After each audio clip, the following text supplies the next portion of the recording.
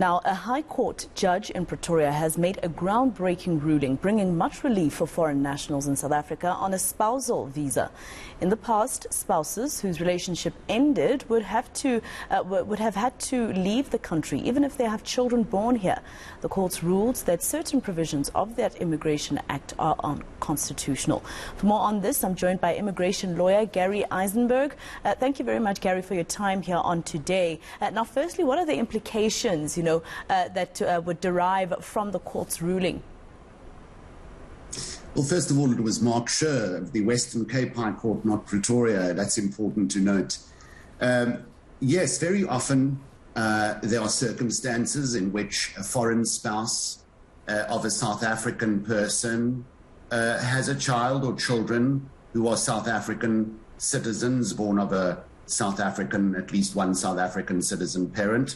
And once that foreign spouse obtains a so-called spousal visa, and spousal visas have been around for at least 20 years, the person, the foreigner, is automatically rendered an illegal foreigner.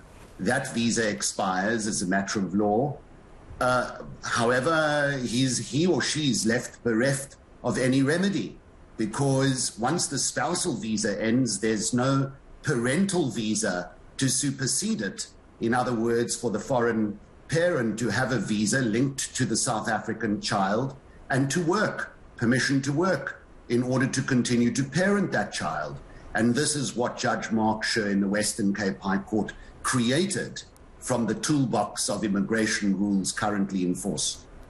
All right. So I'm also interested, does this act, does it look like to other countries? Did it make South Africa or the government of South Africa look like a government that doesn't care about foreign nationals and that basically victimizes foreign nationals and doesn't look at the principle of putting the child first?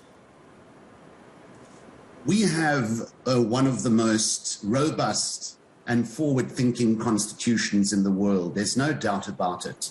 But the way our immigration rules have evolved over the years, over the past 22, 23 years, has evolved in such a way that it focused through litigation on the rights of spouses and not on the immigration rights of children and their foreign parents.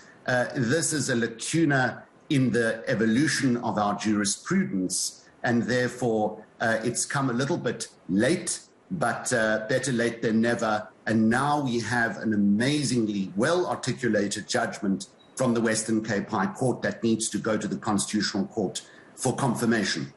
And also, I think they've also been they've given Parliament to also, try and amend what needs to be amended. Of course, after the Constitutional Court has confirmed that the judgment is correct, Parliament has been given a few months to rectify some parts or some provisions of that Act. Exactly which of those provisions, just for myself and the viewers to understand, were found to need to be changed?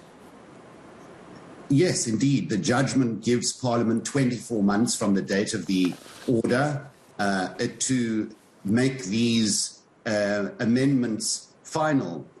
What Judge Scher read into Section 18.2, 18 provides for a relative visa, and a relative visa before this judgment did not provide the holder with permission to work.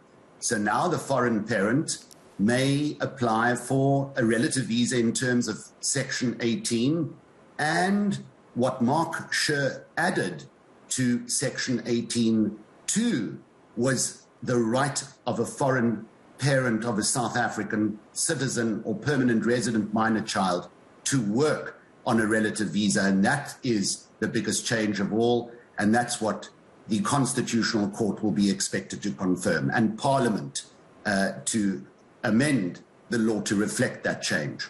It was quite unfair on the child, I must say, to be able to understand exactly what some of those provisions meant, with some of the parents having to leave the country first, reapply for a visa while the child is back here.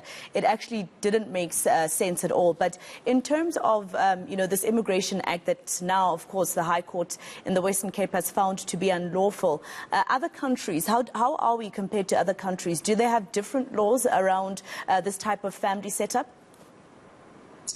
The judge actually asked for further submissions after the hearing on the 3rd of August of last year for a comparative analysis of this type of visa, and few countries actually have what Judge Sher has now seen to be appropriate in terms of our constitutional dispensation. As I say, South Africa is very unique in the advanced nature of our Bill of Rights, and the rights especially given to children. What is in the best interests of children of paramount importance in any matter concerning the child, and the child's right to parental care.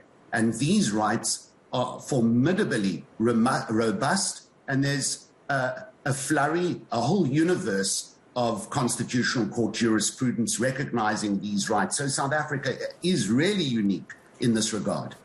All right, thank you very much for your time, Mr. Eisenberg, an immigration law expert.